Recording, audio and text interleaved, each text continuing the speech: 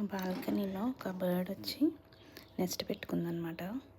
4-5 days నుంచి ఉంది. తీయాలంటే భయమేస్తుంది వీడియో, ఎందుకంటే ఎగిరిపోద్దేమోనని.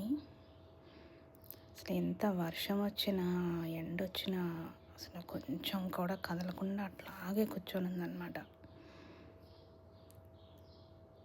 నేను దానికి కొంచెం వాటర్ కానీ కొంచెం ఫుడ్ ఏదైనా ఇద్దామని ట్రై చేస్తున్నాను.